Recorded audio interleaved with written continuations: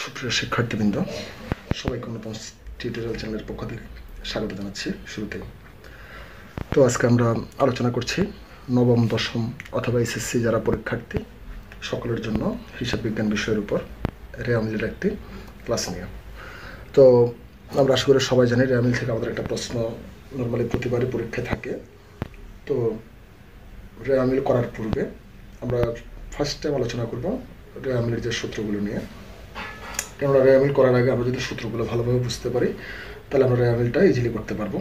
তো আমরা রেয়ামিল চ্যাপ্টারটাকে চেষ্টা করব 3টা কি 4টা ক্লাসের মতো কমপ্লিট করতে।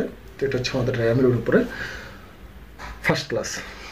তো আসুন আমরা দেখে নিই রেয়ামিলের কী সূত্রগুলো। তো আমরা আশা করি সবাই জানি হিসাব বিজ্ঞান বা আমরা যাই করতে যাই না কেন আমাদের দুইটা পক্ষ লাগে। আমাদের ক্ষেত্রে রেয়ামিলের ক্ষেত্রে দুইটা পক্ষ লাগে, একটা ডেবিট পক্ষ, একটা ক্রেডিট পক্ষ। তো ডেবিটের আইটেমগুলো অগণিত, আনলিমিটেড, কিন্তু ক্রেডিটের আইটেমগুলো তুলনামূলকভাবে ডেবিটের তুলনায় কম।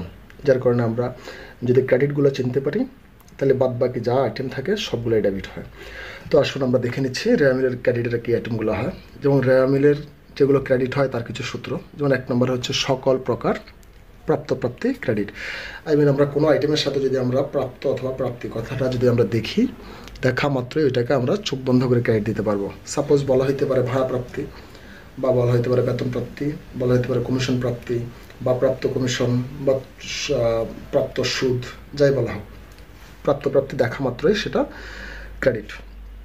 এরপর 2 নম্বরে দিলাম আমরা সকল সঞ্চিতি ক্রেডিট। অর্থাৎ আমরা হিসাব বিজ্ঞান করার ক্ষেত্রে যদি কোনো আইটেমের সাথে সঞ্চিতি দেখি, সাপোজ বলা হইতে পারে অবচয় সঞ্চিতি, বা সাধারণ সঞ্চিতি তহবিল, বা কুরিন সঞ্চিতি, বা যে কোনো সঞ্চিতি যদি বলা থাকে তাহলে আমরা সেটাকে ক্রেডিট দিতে পারবো। তবে মনে রাখতে হবে শুধুমাত্র 2টা সঞ্চিতি সবসময় ডেবিট হয়। সেটা হচ্ছে একমাত্র পাওনাদারের বাট্টা সঞ্চিতি এবং প্রদেয় হিসাবের বাট্টা সঞ্চিতি। যদিও দুইটাই এক, তারপর অনেকে ভুল করে ফেলে, সেজন্য আমরা দুইটাই দিয়ে দিলাম অল্টারনেটিভ নাম সহ। আমরা মনে রাখবো শুধুমাত্র 2টা সঞ্চিতি ডেবিট, একটা পাওনাদারের বাট্টা সঞ্চিতি এবং প্রদেয় হিসাবের বাট্টা সঞ্চিতি। এই 2টা চোখে পড়া মাত্র আমরা ডেবিট দিতে পারবো। এছাড়া আমাদের যতগুলো সঞ্চিতি চোখে পড়বে চোখ বন্ধ করে তাকে আমরা রেয়ামিলে ক্রেডিট ইউজ করবো। আবার 3 নম্বর সূত্রে যাচ্ছি আমরা সকল ফান্ড অথবা তহবিল। দুটা কিন্তু এক নয়, কিন্তু জাস্ট আমি একভাবে আলাদা করে দিলাম, বা এটা অল্টারনেটিভ দিয়ে দিলাম। অর্থাৎ যদি আমরা কোনো ফান্ড দেখি বা তহবিল দেখি সেটাকে আমরা চোখ বন্ধ করে ক্রেডিট দিতে পারবো। যেমন সাপোজ ত্রাণ তহবিল, বা ভবিষ্যৎ তহবিল, বা যে কোনো ফান্ড, প্রভিডেন্ট ফান্ড, এক্সেট্রা, এরকম যদি আমরা কোনো ফান্ড বা তহবিল দেখি সেটা চোখ বন্ধ করে ক্রেডিট। তবে মনে রাখতে হবে শুধুমাত্র নগদ তহবিল এবং ব্যাংক তহবিল ডেবিট। তহবিলের ক্ষেত্রে নগদ আর ব্যাংক তহবিল ছাড়া আর যত আমরা তহবিল বা ফান্ড লেখা দেখি আগে বা পরে সেটাকে সবসময় আমরা ক্রেডিট ইউজ করবো। এরপরে আমরা 4 নম্বরে চলে যাচ্ছি। 4 নম্বরে গিয়ে আমরা বেশ কিছু আইটেম লিখে দিলাম যেগুলো সবসময় ক্রেডিট হয়। যেমন মূলধন, অতিরিক্ত মূলধন, উত্তোলনের সুদ, হস্তান্তর ফি, বিক্রয়, ক্রয় ফেরত, ক্রয় বাট্টা, বই ফেরত, ব্যাংক জমাতিরিক্ত, ব্যাংক জমার ক্রেডিট উদ্বৃত্ত।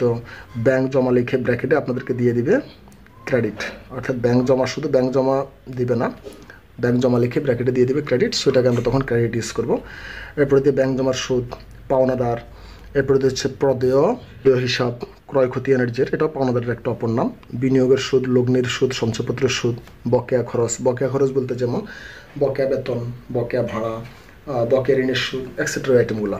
এরপর দিয়ে প্রদেয় বিল, প্রদেয় নোট, দেনা, শুধু দেনা বলা থাকবে, দেনাদার না। মনে রাখবো ভাই, আমরা অনেক সময় দেনাদার বলা থাকে, দেনা বলা থাকে। যদি দেনা বলা থাকে তাহলে বুঝতে হবে এটা পাওনাদারের অপর নাম। সকল প্রদেয় যদি কোনো থাকে, যেমন প্রদেয় বেতন, প্রদেয় ভাড়া, প্রদেয় বিল, এক্সেট্রা। শিক্ষানবিশ সালামি, আবার অগ্রিম শিক্ষানবিশ সালামি, প্রদত্ত ঋণের সুদ, আর হচ্ছে ঋণ। তবে মনে রাখতে হবে, যেটাকে আমি লাল কালি দিয়ে লিখে দিলাম, সেটা হচ্ছে শুধুমাত্র প্রদত্ত ঋণটা ডেবিট। অর্থাৎ অনেক সময় আমাদেরকে দিয়ে দিবে প্রদত্ত ঋণ, মনে রাখতে হবে প্রদত্ত ঋণটা, অর্থাৎ ঋণের ক্ষেত্রে শুধুমাত্র প্রদত্ত ঋণ যদি বলা থাকে তাহলে তার ডেবিট হতে পারে। আর এছাড়া আমরা যতগুলো ঋণ দেখবো, যেমন বন্ধক ঋণ, শুধু ঋণ, ব্যাংক ঋণ, এরপরে যে কোনো নামের সাথে দিতে পারে, যেমন করিমের ঋণ, এক্সেট্রা। যে কোনো ঋণ দেখা মাত্রই ক্রেডিট, শুধুমাত্র প্রদত্ত ঋণটা ডেবিট হয়। উপভাড়া, এরপরে দিই সেবায়, অনুপার্জিত সেবায়, অগ্রিম আয়।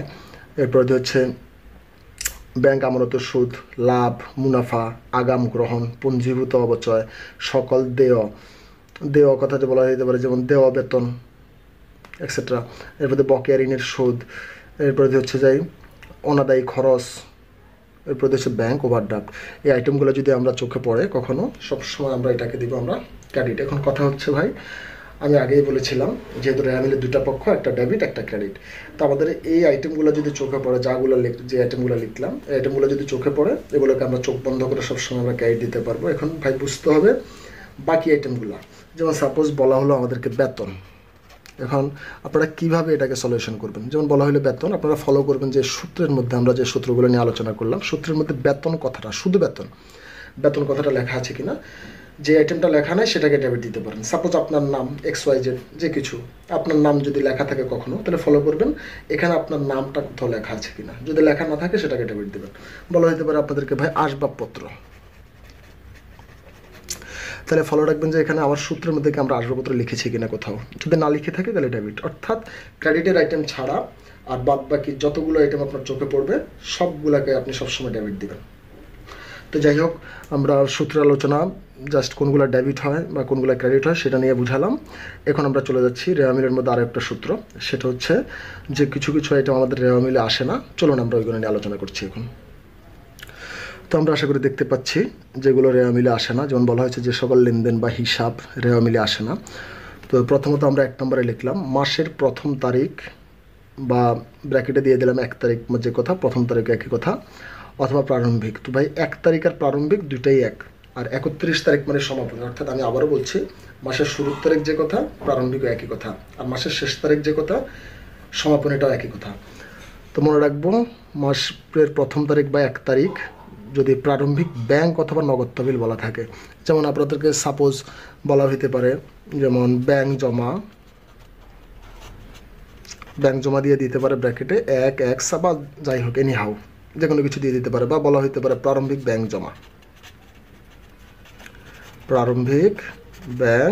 জমা। তো মনে রাখবো ব্যাংক এবং নগদ তহবিলের বেলায় যদি আগে বা পরে 1 তারিখ বা মাসের প্রথম তারিখ বা প্রারম্ভিক এগুলোর যদি কোনো কিছু উল্লেখ থাকে তাহলে সেটা রেওয়ামিলে আসবে না। এখন আমরা আরেকটা কথা জানি ভাই, আমরা মনে রাখবো যে কোনো জিনিসের একটা প্রারম্ভিক থাকে একটা সমাপনী থাকে। যদি মনে রাখবো প্রশ্নের মধ্যে আমাদের দুটা জিনিস থাকতে পারে, একটা প্রারম্ভিক একটা সমাপনী। তো মাথায় রাখতে হবে ভাই, যদি একটা যদি আসে তাহলে পরেরটা আসবে না। যদি প্রারম্ভিকটা আসে সমাপনী আসবে না, বা আপনার যদি সমাপনীটা আসে প্রারম্ভিকটা আসবে না।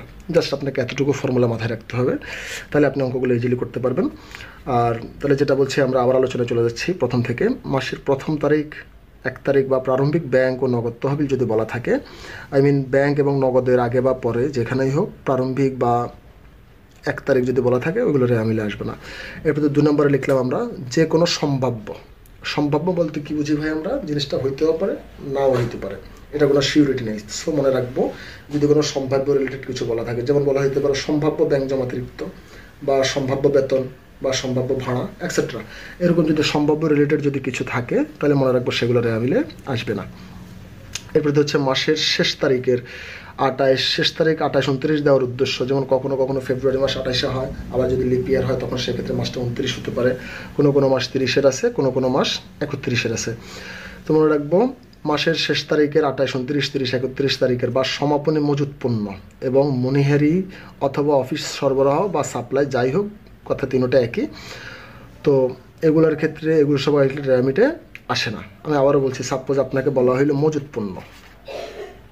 পণ্য দিয়ে তারা ব্র্যাকেটে দিল 30/12 বা যে কোনো একটা সাল দিয়ে দিল, মনে রাখতে হবে এটা রেওয়ামিলে আসবে না। বা মজুত পণ্য না দিয়ে তারা দিতে পারে আপনাকে সমাপনী মজুত পণ্য, মনে রাখতে হবে এগুলো রেওয়ামিলে আসবে না। এটা হচ্ছে নর্মাল সূত্র। বা আপনাকে দিতে পারে মনিহারির ক্ষেত্রে দিতে পারে, মনিহারি দিয়ে তারা আপনাকে দিতে পারে 31/12 দিতে পারে, বা যে কোনো একটা দিতে পারে, সোজা কথা মাসের শেষ তারিখ, বা বলা হইতে পারে সমাপনী মনিহারি। তো এটুকুগুলো রেওয়ামিলে আসে না।